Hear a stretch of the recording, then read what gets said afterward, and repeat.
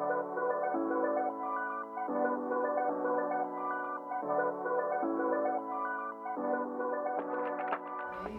pela presença. Thank you for your presence. I'm happy to introduce, in fact, Professor Stefan Greiving will present himself. And I would like to explain a little bit. This lecture is part of two projects, FAPESP projects.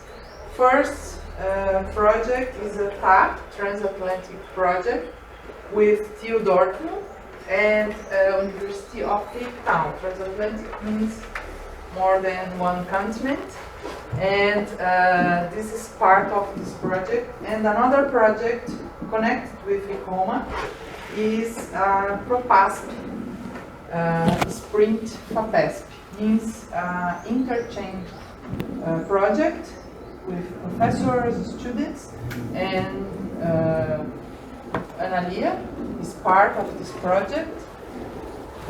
Dr.ª and Tanya, part of both projects, ICOLMA and PROPASP-DAAD, Livia too, student. And the idea in these 2 weeks, we will have 2 lectures.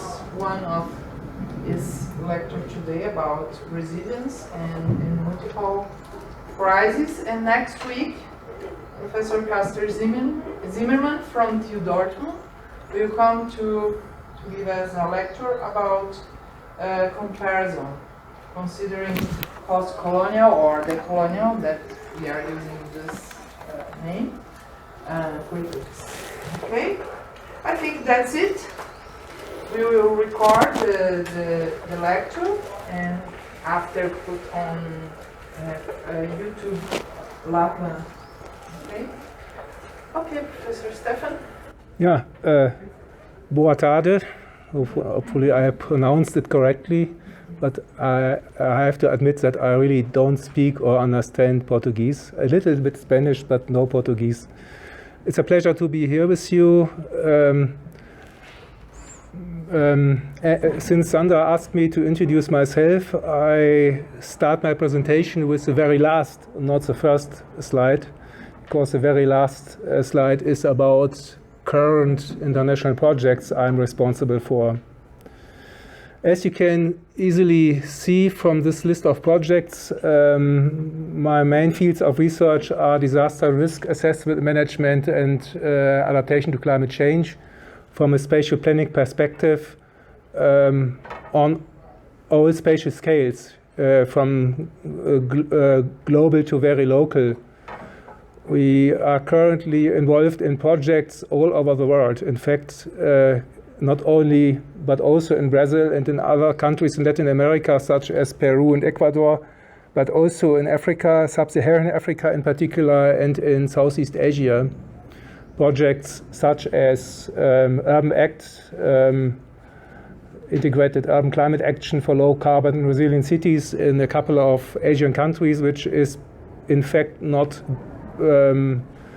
research but policy advice in cooperation with the national governments and responsible planning ministries, or LearLab, which is about linking disaster risk governance and land use planning with a specific focus on informal settlements in hazard-prone areas, which is a common problem all over the global south, including Brazil, or the most recent ones on nature-based solutions, with particular emphasis on the role of land tenure and the necessary access to privately owned land, not only in Europe. The kickoff of this project will take place next Monday, which means that I have to be back in time in Germany, of course, since I'm the coordinator. Or another one on creating a sound evidence basis for community-based adaptation in a couple of sub-Saharan countries, including Ghana, Tanzania, Kenya, Mozambique, and Madagascar. Yeah, but coming back to the starting point of my presentation. It is about resilience in uncertain times of multiple crises, or uncertain times which are characterized by multiple interconnected crises. Subtitle: Key Findings from International Research on the Role of Spatial Planning. My educational background is in fact also in spatial planning, but let's say I'm also trained in law and came into contact with many other neighboring disciplines such as geography, sociology, civil engineering, hydrology, geology, etc. My talk is structured as visible by this first slide as follows. There's a first part of my presentation on basic facts and figures. What is the role of spatial planning in regard to risk and crisis? Of course, I will come back to a definition of both terms later, followed by a second part on disaster crisis management by spatial planning. But please keep in mind, this is the more traditional view on the role of spatial planning, which is asked to deal with place-based crises or risks, where a certain area is endangered by an event or a creeping process.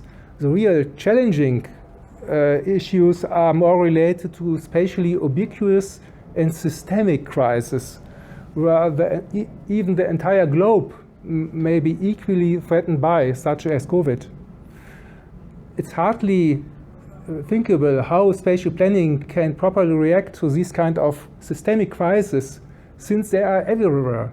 You can't keep areas free of development, since there aren't any specific areas endangered by a systemic crisis. The crisis is everywhere. And this is quite challenging for spatial planning, which is asked to manage and to plan for a certain area of responsibility only, and not for the entire globe. That is why the third part of my speech will be about these systemic perspectives, with a specific focus on the role of critical infrastructures, which are, of course, also part of the ongoing ICOLMA project. I will end with some conclusions on the potential contributions of spatial planning to handle these kind of systemic crises. But nonetheless, we'll start with a more traditional perspective on place-based crisis. As most of you may know, there are various definitions of risk and crisis. A very common one is the definition of the International Strategy on Disaster Risk Reduction. Risk is the combination of the probability of an event and its negative consequences, which of course implies an ability to determine probabilities, which is not necessarily the case for new crises or risks which never happened before, which means that there are no statistics available from past events for deriving a frequency-magnitude relationship or so. This is also a specific characteristic of this more systemic crisis, that you cannot really define probabilities and consequently assess a risk or a potential loss in terms of annualized average losses or so. A crisis, from my point of view, this is a definition from the Oxford Dictionary, is a broader concept, which means that any risk represents also a kind of a crisis, but not necessarily any crisis is also a risk. At least not when looking at the definition of the UNISDR. A crisis is either any event or period that will or might, in case that it's never happened yet, lead to an unstable and dangerous situation affecting, and this is also quite important to acknowledge, either an individual, a specific group, or all of the society, or even the entire mankind. As you can see from the table on the right, I tried to categorize crises and risks in accordance to two key features. On the one hand, its spatial character, whether there is a place-based element, which means that there are certain places which are endangered and others which are not. On the other hand, the suddenness of the event. There are so-called rapid onset events like extreme weather events, tropical storms, torrential rainfall, whatever. On the other hand, more creeping processes, which could also either be place-based, such as air pollution in densely built-up CBDs, for instance, or soil contamination on the one hand, and systemic creeping processes like international migration, climate change, pandemics, or supply shortages. There are, of course, also interconnections. For instance, a disruption, a rapid disruption, for instance, of electricity supply may also cause supply shortages from a long-term perspective. It depends, of course, from the duration of the blackout. But nonetheless, there is no way to strictly separate creeping crisis from sudden events. Nonetheless, this differentiation is, from my perspective, important for the potential responses by spatial planning. There are, of course, more criteria, for instance, the potential magnitude of the event or the persistency of the consequences, but I just wanted to keep it simple. The figure on the upper right is just a visualization of the definition of risk by the ISDR with its well-known components, hazard, exposure, and vulnerability. Importantly, there is, of course, a temporal dynamic, which means that a risk is always changing. The potential for crisis or the consequences of crisis is changing depending from the changing environment and also changing socioeconomic framework conditions. I, for instance, believe, and this is also proved by empirical evidence, that socioeconomic changes contribute much more to tomorrow's impacts of climate change than global climate change itself. It's not all about global climate change, it's primarily about local land use decisions where spatial planners are responsible for. And of course, there are complex interactions between human and environmental changes, such as the impact of deforestation and deforestation or salinization of freshwater resources on tomorrow's impacts of weather extremes, for instance.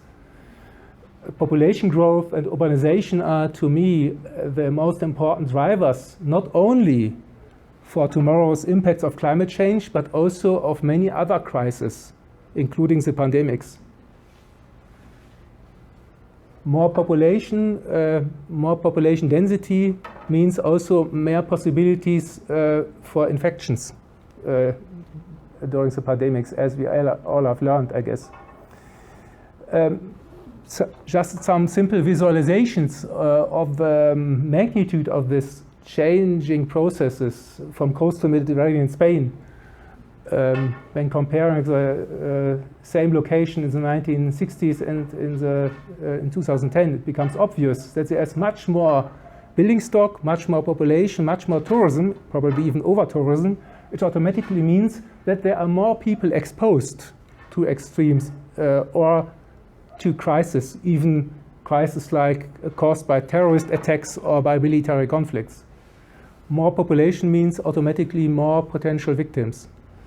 On the right, there's a well-known example from Indonesia.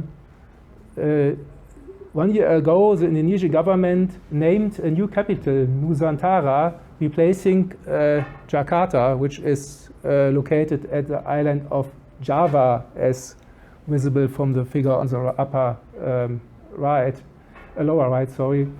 And it's not climate change. Indonesia cannot blame the global north for climate change and sea level rise, because sea level rise is a potential future threat. Up to now, there aren't any relevant impacts of a gradual climate sea level rise caused by global change. It's local land use, because Jakarta is one of the fastest sinking cities in the world, 25 centimeters per year, due to overuse of groundwater resources which cannot be refilled due to the completely sealed surface, and the sheer weight of the modern buildings, because the city is built on swamp land. These are the reasons for effects which are called by the global international community as impacts of climate change, but they are not. Most of the current concepts disregard this temporal perspective, and if they consider it at all by comparing today's climatic conditions with potential tomorrow's, they exclude this socio-economic change mostly. To me, the sensitivity of the system in its current or potential future status, meaning demographic variables, land use patterns, are more relevant for potential future impacts than climate change itself, as I said already, and this is disregarded mostly. And it calls for a conceptual framework that considers the temporal dimension. I call it parallel modeling. It's explained, of course, in a quite simple way by the figure on the lower right.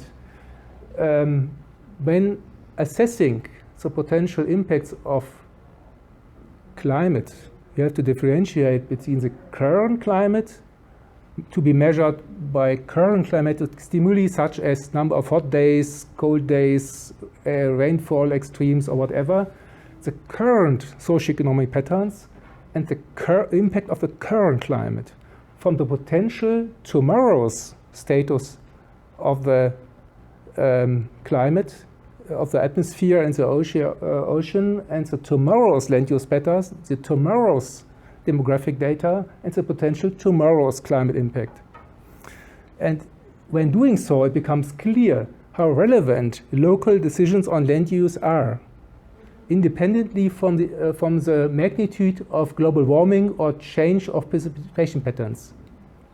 And we applied this concept several times on different spatial scales from the European level to the very local level. This figure illustrates also another quite important fact when talking about systemic crisis in a wider sense. There's always a huge or a deep uncertainty related with the potential future status of the environment.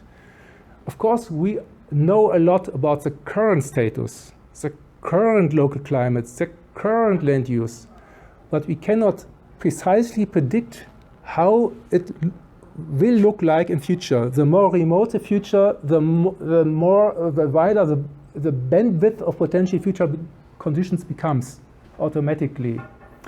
Which means, and this is also, of course, a well-known fact when looking at the IPCC reports, any evidence basis needs to be scenario-based in order to figure this potential bandwidth out as best as possible.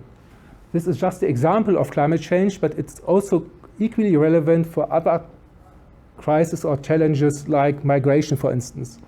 Nobody really knows about the future magnitude of migration and its interconnection with climate change, military conflicts, instability of governments, whatever are the influencing factors, or may the influencing factors be.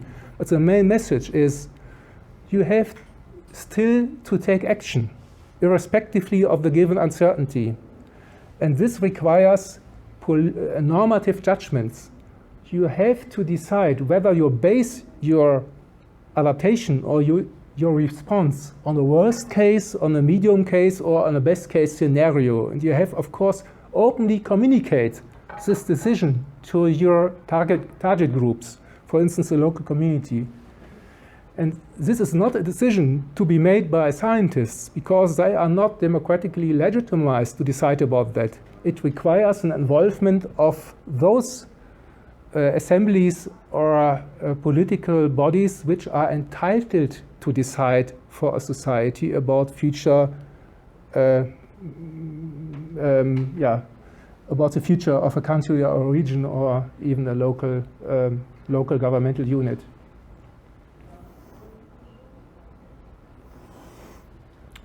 Coming back to the second part of my presentation, as I already indicated, spatial planning is, according to my knowledge, and I have been involved in probably 50 different projects in 30 to 40 countries worldwide. Spatial planning is always place-based, which means it is responsible, irrespectively from the specifics of the instruments spatial planners may have at hand, responsible for a certain area, probably a municipality, a region, a country, whatever. Which means that spatial planning in terms of procedures, tools, and instruments is quite excellently prepared to deal with crises that have a clear spatial reference. Which means that endangered areas can be identified and separated from others which are not endangered or less endangered. This is typically the case for natural hazards, but also for air soil pollution and all these examples I came already up with. To me, there are 5 different approaches which are not, depending from the country we are talking about, not always equally relevant or popular in political terms. First, and I will come back in detail to all 5 approaches in a couple of minutes. First, keeping threatened areas simply free of further development by demarking them as natural protection areas, as risk zones, whatever, as open space, in order to avoid exposure and consequently also placing something or somebody who is vulnerable to the identified threat. Second, a more advanced or sophisticated approach, differentiated regulations which take the specific vulnerabilities of various population groups and land use classes into account. Second, simply mitigates a hazard by whatever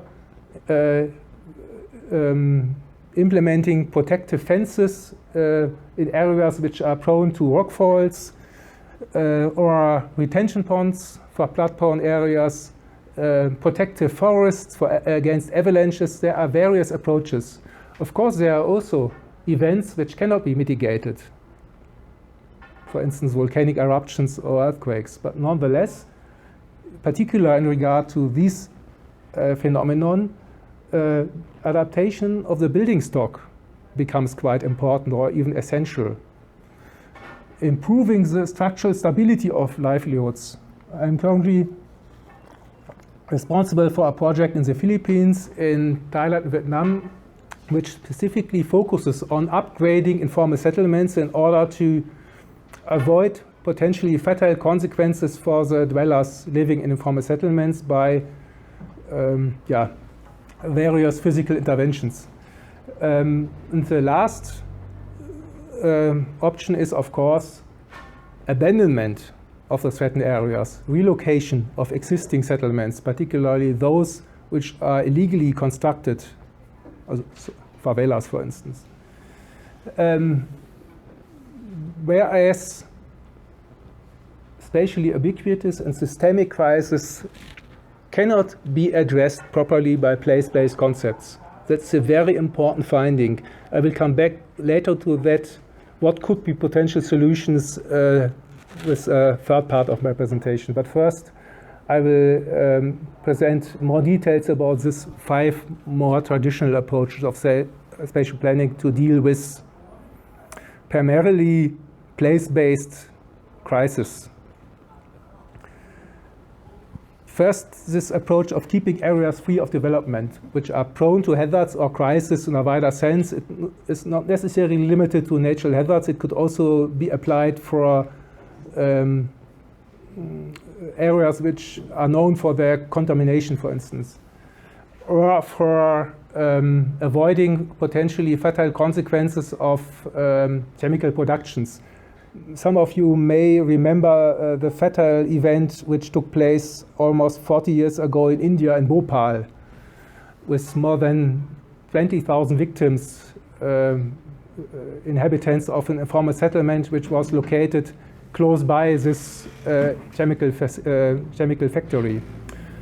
by securing appropriate distances between these potentially dangerous sites and residential areas, fatal consequences could mostly be avoided, which means it lowers the effects of the event. It also guarantees at the same time the effectiveness of immediate response activities, for instance, by securing escape lines and gathering points for shelter. Of course, it also aims at mitigating further increases of the vulnerability, but it considers only the hazard component, not the vulnerability. The necessary evidence basis is primarily the existence of a valid hazard map, ideally with information about intensity frequency classes. But importantly, this approach fails mostly in the global south due to weak law enforcement, particularly hazard zones, which are officially demarked as endangered by a certain crisis or threat, attract informal settlements because they cannot afford official legal housing in areas which are designated for housing. It fails also in regard to existing settlements already at risk. For existing settlements, you have to implement either on-site upgrading or off-site relocation approaches. I will come back later to that. And of course, they fail, obviously, to address ubiquitous or systemic crises, since they have effects everywhere. There is not a specifically endangered area. Examples from different countries which show such kind of hazard maps, partly with differentiations into different intensity classes, from Switzerland, from France, and on the upper right from Ecuador. By the way, during my visit in Ecuador, I explored also the volcano Cotopaxi, which is almost 6,000 meters high. It was an interesting experience, because there's a glacier on top of the volcano, although it's located close to the equator. Probably somebody of you have been there. The more differentiated approach defines specifically acceptable land use types which are still permissible in endangered areas because they are not necessarily vulnerable to the effects of the event, and prohibits, on the other hand, those land use classes which are known for their susceptibility because they are inhabited by specifically vulnerable population groups, for instance, hospitals, schools, homes for the elderly. This approach is, in some countries, directly linked with relocation activities, as shown by the table on the upper right. This is an approach in Peru. I came into contact with. There is a class which is characterized by a very high non-mitigatable risk. If these non-mitigatable risks are identified, public authorities are forced to take action in terms of even forced relocation of the settlement, which is at non-mitigatable risks, or at a non-mitigatable risk. This is not necessarily limited to a single risk. It could also be a combination of different risks. And this is typically a matrix-based approach, as shown by the figure on the lower right, which differentiates by means of an easily understandable color code between different classes of risk. Another similar approach from Italy. There's no time nor need to go into detail here, I guess. Importantly, this differentiation between permissible and non-permissible land use classes requires also normative judgments on the so-called protection worthiness of these infrastructures or land use classes. It's not necessarily only about physical vulnerability, it's also about judgments on protection worthiness, because specific infrastructures may be of greater importance for the stability of a society or the stability of supply chains than others. This table differentiates between different, in fact, 4 different potential justifications for specific protection worthinesses of infrastructures. First of all, infrastructures that cause major accident hazards, like chemical facilities, they have to be prohibited in endangered areas because of the potential domino effects, release of toxic or harmful substances in case of an event. A second class refers to so-called sensitive infrastructures, which are inhabited or used by population groups which are specifically susceptible, such as elderly or small children. This is justified by the need to avoid fatalities, not economic damage potentials or domino effects. It's all about fatalities. There's also a less known category of structures, which is built heritage, such as UNESCO World Heritage Sites or other historic monuments. They are worth to protect because of their symbolic importance. You may remember the fire accident of the Cathedral of Notre-Dame in Paris. It shaken the entire society, the French society. Who knows what would have happened if the cathedral had collapsed totally? It could have been really destabilized the French society. And that is why such kind of built heritage needs to be protected more or better than other infrastructures. And finally, there is the critical infrastructure. I will come back later to that during the third part of my talk. Here, it's all about avoidance of cascading effects or disruptions of infrastructure services, which may affect areas outside the exposed or endangered area due to cascading effects, for instance, power failures, blackouts, automatically spread out to larger areas and may question the stability of healthcare services, of production processes, of almost everything, of communication, etc. These are, to me, 4 different justifications for specific protection worthiness and require, of course, a more advanced handling of these still, of course, place-based crises than simply keep everything away from the endangered areas. Some examples or illustrations from past events in Germany. I am also responsible for a project on the reconstruction after a severe flood event in the Eifel region that took place 2 years ago. This is an example of a hospital on the left and a home for the elderly on the right, which were constructed in areas which were known as flood-prone. Legally permissible according to the existing legal framework in Germany, but politically speaking questionable because of the specific protection worthiness of these social infrastructures. Or here an example of a waste sewage water treatment facility. They must not be placed in flood-prone areas because of the release of contaminated water. If the sewage treatment plant has to be shut down, either directly by the effect of the flood or afterwards.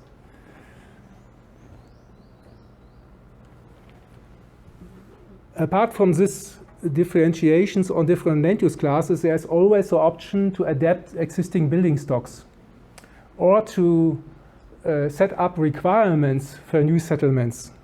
Either or, it aims at mitigating the susceptibility of those land uses which are principally still permissible in endangered areas.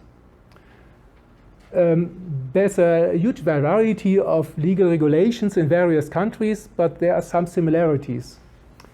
It could either be implemented by designations in land use plans or by including specific requirements as part of building permissions.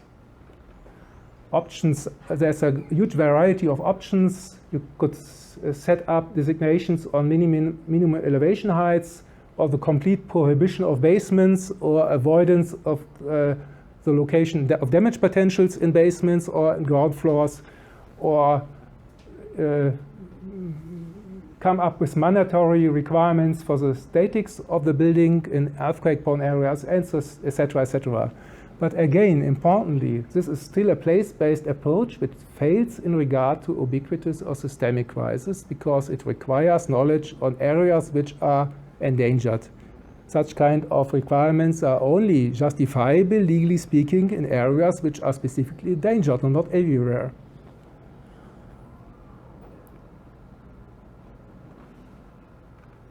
Examples, for instance, this is a flood-proof land use plan we came up with earlier this year, which contains designations, as I said, on minimum elevation heights, on the exclusion of vulnerable land uses, of basement floors and house techniques on first floors, and so on and so forth. This is possible in accordance to the given federal building code in Germany, but could also easily applied in plenty of other countries.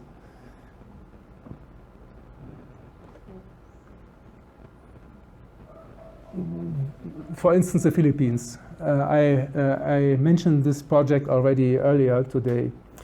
This is a map of Metro Manila on the left, and on the right you can see the locations of various on-site upgrading activities. On-site upgrading is, of course, a quite generic concept which requires a more differentiated view on the specific necessities and opportunities of a certain place. It could either be an improvement of the housing structures by improving the structural stability, for instance. It could also be about upgrading of existing publicly available infrastructures. It could be related to land tenure rearrangements and so on and so forth.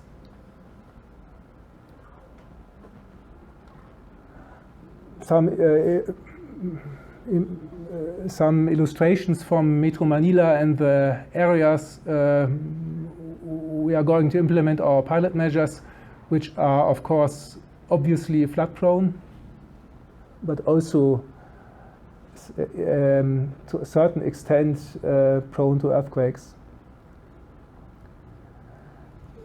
Mitigating the hazard. I briefly touched that already. It's all about lowering the hazardous effects, either frequency or magnitude, by suitable designations, either in land use plans or physical interventions to be implemented by specific planning divisions like water management authorities, geological surveys, whatever. Not possible, as I said, for all hazard types. Options are, for instance, creation or extension of retention areas, protective forests, redirection of flows, even of lahar flows in volcanoes to non-populated or inhabited areas, or implementation of protective fences in areas prone to rockfalls. The map on the right shows an example of such kind of protective forest, which has to be maintained and not used for extending the built-up areas in order to avoid potentially disastrous consequences of avalanches, which come down the steep slopes around the city. Finally, retreat or relocation.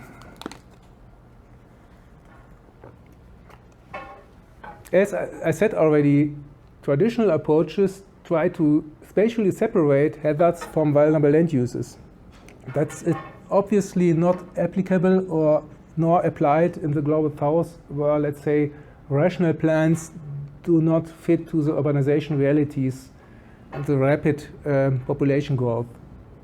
As I said, specifically informal settlement development often takes place in hazard-prone areas, and that requires, as I mentioned already by the example of Peru, actions, at least in extreme cases, in order to avoid fatalities.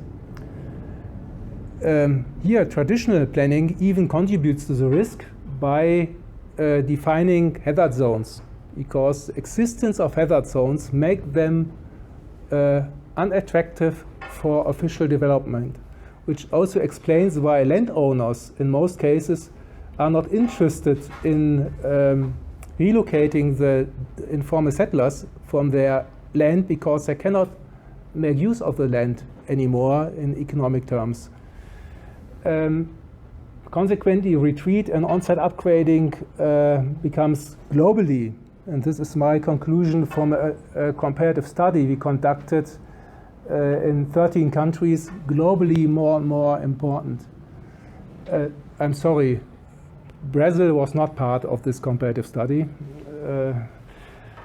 However, there are various approaches, such as a withdrawal of building rights of currently empty lots, a complete deconstruction of settlements and reconstruction elsewhere, a selective retreat of specifically sensitive or dangerous facilities, individual buyout programs. The US is known for market-based approach, or infill locations of scattered open lots in order to make the best use of existing infrastructures.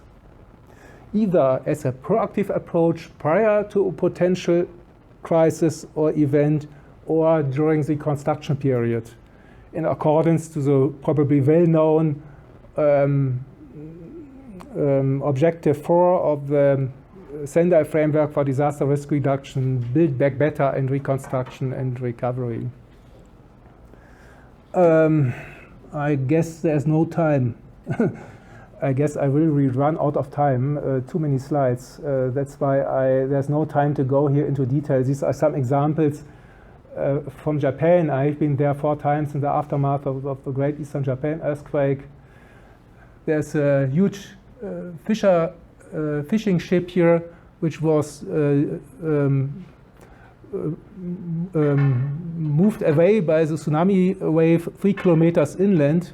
The red circle identifies the location of this ship after the tsunami took place, and on the right, the reconstructed sites a couple of years later. Examples from Manila. There are, of course, different resettlement approaches in city, near city, off city, which is quite important since most of the people are depending from the informal labor market in the city center and cannot afford, if public transport exists at all, the fees for commuting daily from a new location at the urban fringe to the city center, which questions the acceptability of these kind of resettlement approaches.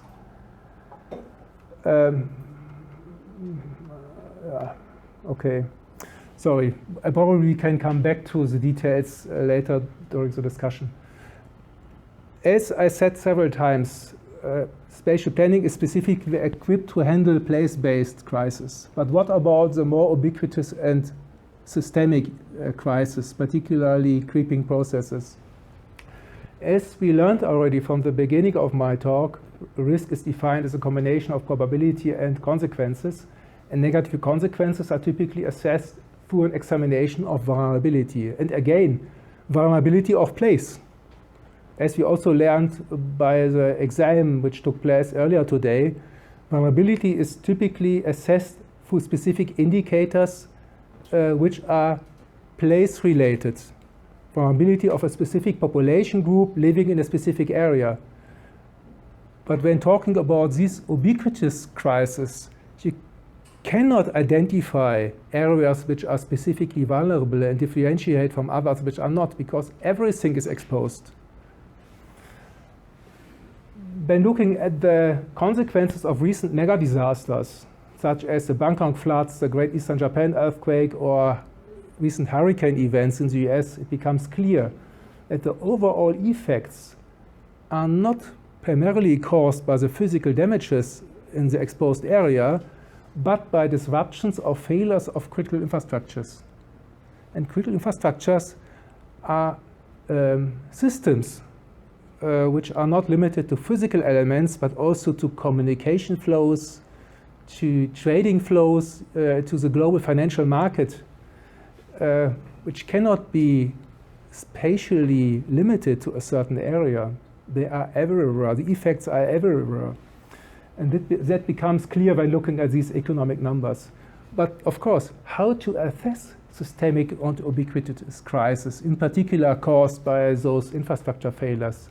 And what approaches exist or are thinkable to deal with these type of crises by spatial planning? Of course, I have to admit spatial planning is only one actor among various other actors: healthcare, emergency management, sectoral planning, contingency planning of large international companies, etc. But nonetheless, there is a spatial responsibility of spatial planning to take these kind of systemic crises into account, since they obviously have spatial effects, which cannot, of course, be limited to a certain area, but they influence urban and spatial development a lot.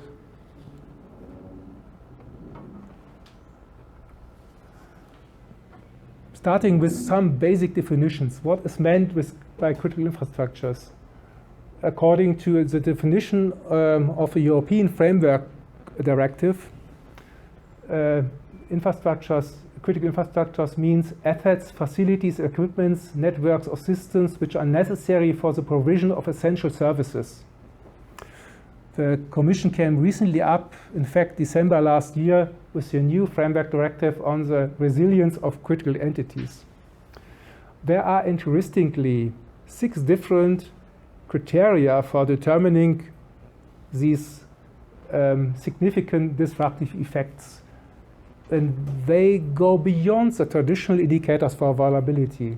It's not all about numbers of users or the spatial extent of the effects, but the extent to which other sectors depend on these services, and the impact that incidents could have on economic and societal activities, the environment, public safety and security. Remarkably, not impacts in an area where an event takes place, such as a power failure, but in the entire Europe. The entity's market share in the market for the essential service. Of course, the spatial component still matters in terms of geographic area that could be affected, but it's not limited to this geographic perspective. Also, the redundancy factor comes into play when looking at the last criterion, importance of the entity in maintaining a sufficient level of services, taking into account the availability of alternatives in terms of redundant options for the provision of that essential services. In case of a monopoly, that only one company offers a certain service, it's obviously this company is obviously worth to protect, or even to protect better than other companies or other sectors where the variety of companies offer similar services. There are 2 different types of effects that go beyond the traditional view of risk and planning. First, so-called domino effects.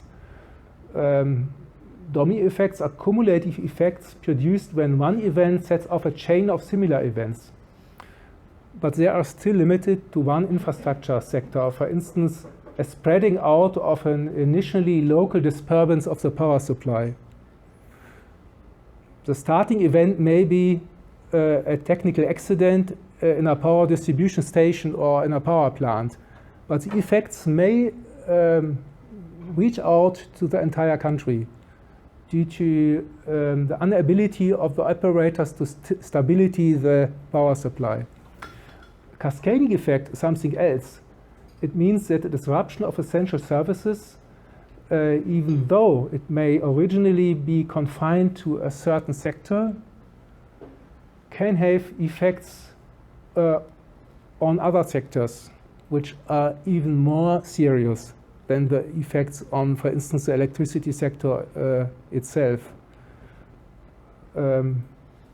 including long-term negative impacts on the delivery of services across the European internal market. This is, of course, European perspective, but it could easily be translated to Latin America or to Brazil. Which means that it affects other factors more severely and may potentially destabilize entire societies. And these kind of cascade effects can or are traditionally be identified by so-called cascade chains, as shown by the figure on the lower right.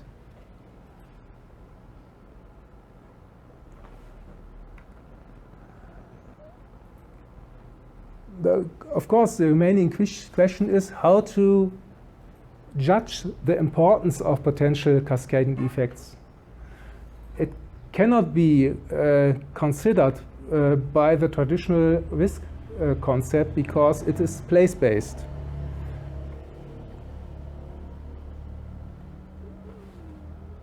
Our conceptual framework looks like that. The magnitude of systemic cascading effects is determined by, on the one hand, the importance of a specific sector, for instance, electricity supply or water supply or whatever, and the importance of the interdependencies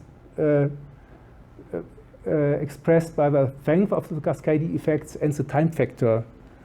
The more sudden effect takes place and the more persistent the effects are, the more serious, of course.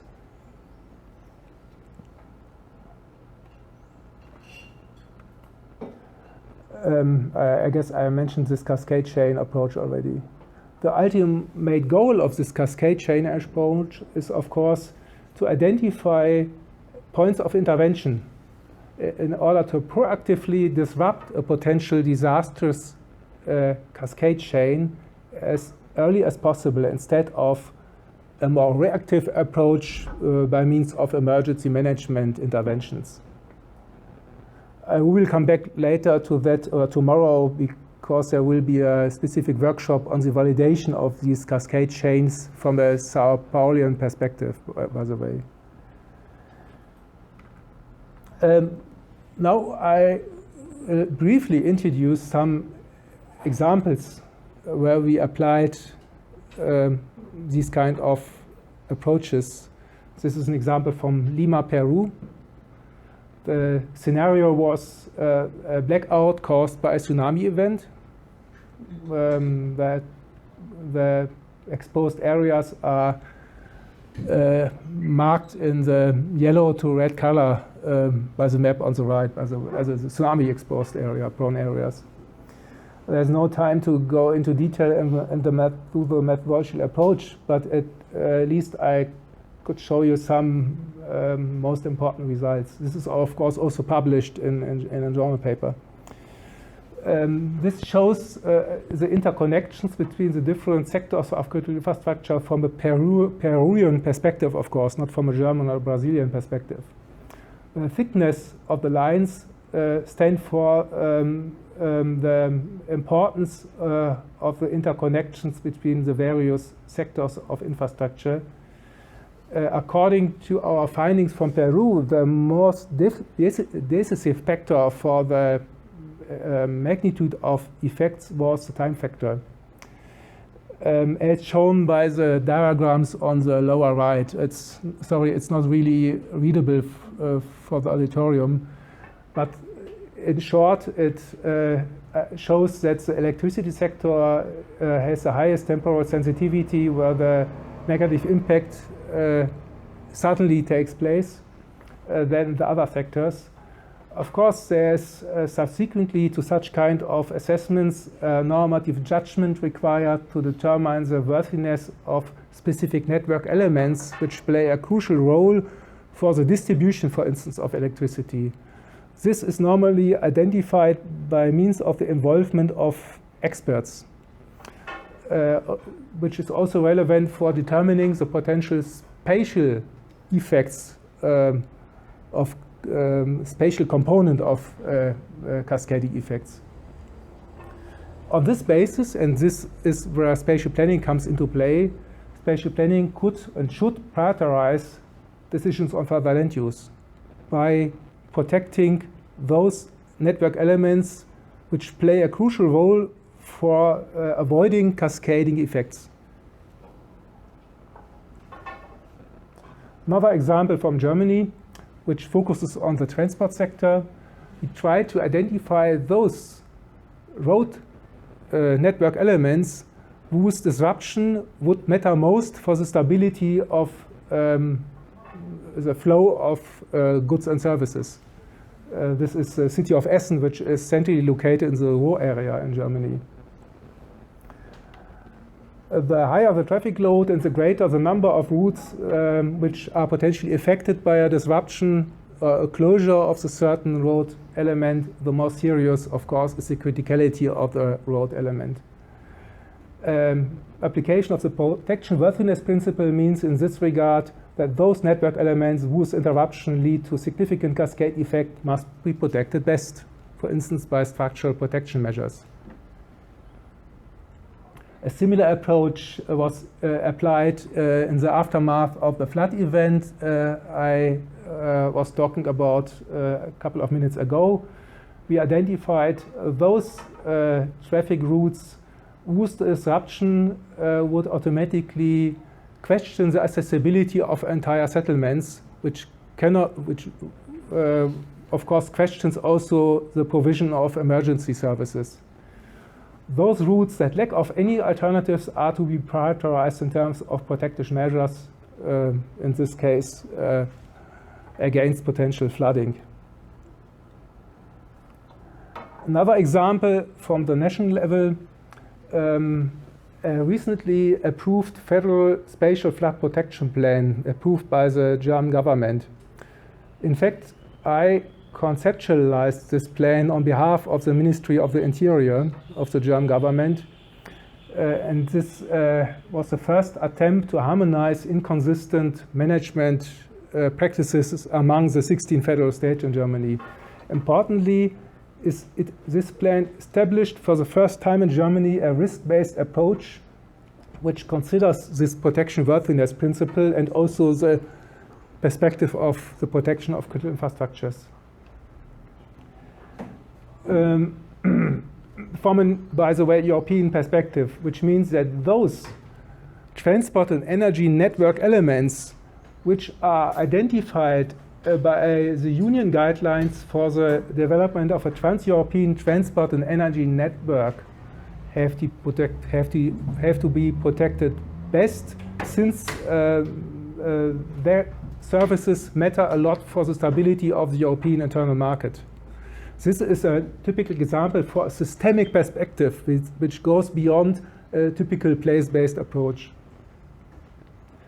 What does this mean for spatial planning? First of all, as I said several times, traditional management of crisis and risk is place-based. Spatial planning authorities are legally responsible for managing the land use of only their area of responsibility, let it be a municipality, a region, or a country. And of course, as I illustrated by the example of some previous projects, spatial planning is asked to protect the physical elements of infrastructures in accordance to their vulnerability on the one hand, but also their protection worthiness, which considers this systemic element on the other hand. These systemic effects, as I said, may take place elsewhere, outside directly exposed areas, while spatial planning operates just for a certain territory that often does not capture the entire network of infrastructures, which means that spatial planning nonetheless is able and entitled and asked to design spatial structures as resilient as possible in order to be prepared or to prepare land uses as best as possible for multiple crises by enhancing their robustness and redundancy, by, of course, considering the given deep uncertainty of future changes, which means that those approaches which promise a net benefit irrespectively from the realization of a specific event of a certain magnitude are to be prioritized. And in general, procedures and instruments of spatial planning have to be more agile and flexible in order to meet these multiple, partly unforeseeable crises. But what does this mean in detail, of course? Potential approaches are illustrated by the figures on the right. Sorry, I was there was no time to translate the legends into Portuguese or English. Nonetheless, there are at least 5 different options from my perspective to deal with these ubiquitous and systemic challenges. First, of course, as I said already, an increase of the robustness through protective measures for the sites or structures, or improvements also in the coping capacities of the facilities or a certain area. Second, in case of non-mitigatable risks, relocation, as I said, of particularly the sensitive infrastructures. Third, creation, implementation of redundant sites for individual facilities. As I said earlier, an important criterion is the market share of a certain business. The greater the market share, the more critical is the failure of the service, which means breaking monopolies, business monopolies could be a quite effective way to handle multiple crises. Fourth, of course, increasing the network density, decentralization of energy production, for instance. Renewable energy production is by its nature much more decentralized, which means that a service provision is less dependent from the stability of a certain huge power plant, to give you an example. Fifth, increase of the redundancy of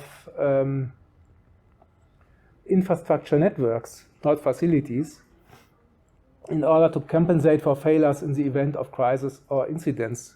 Hospitals, for instance, are normally not supplied by a single power line or a single communication line, but by multiple power lines in order to guarantee for the business continuity of these critical services. This is a very good example for redundancy. Coming back to this element of agility, as I said, deep uncertainty of the future state of both environmental and socio-economic elements require flexible adaptation strategies.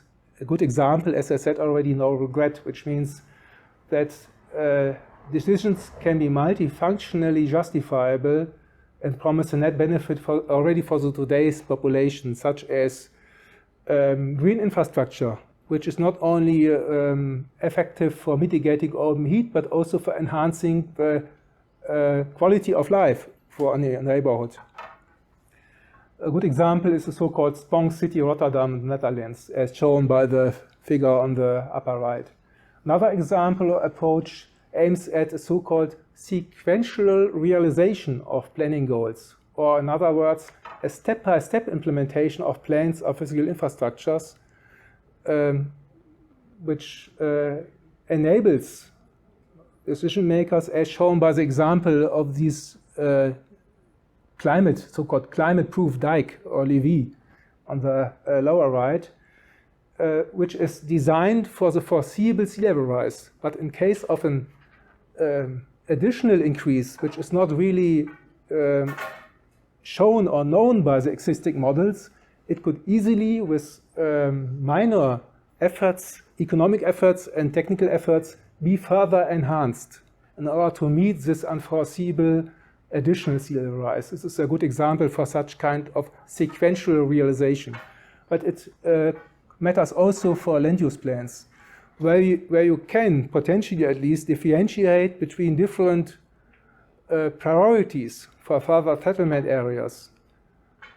First priority should be those areas which are, at least according to given knowledge, not only today, but also in tomorrow's times, safe.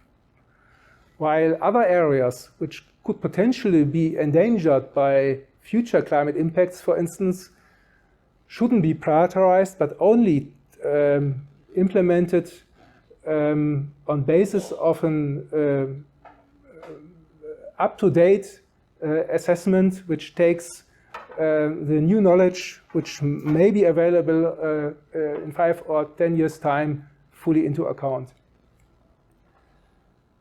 That's my last slide. I guess it's time to conclude, really time to conclude, to save some time for discussions.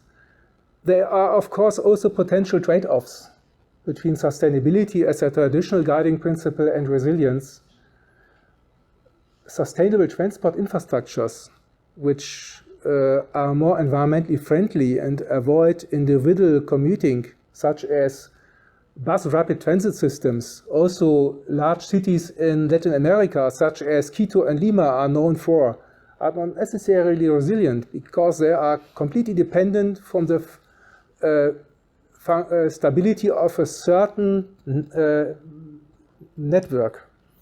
As soon as this network is disrupted by whatever kind of event, let it be a flood or a landslide, the entire system collapses because there are no redundancies, opposite to traditional modes of transport like minibuses in African cities. A resilient spatial development may also cause additional environmental effects. Improving the redundancy either of facilities or networks automatically implies the need, for instance, for additional dissections of protected natural areas. And finally, underlines the deep uncertainty of future trends the need for more discourse-based approaches, for normative judgments. Decisions cannot be taken by us as scientists or academics. It requires ideally a consensus among all societal groups, a creation of a mutual understanding, trust, and alliances between the different governance sectors, meaning planning authorities, the private sector, and the civil society. Thanks a lot for your attention.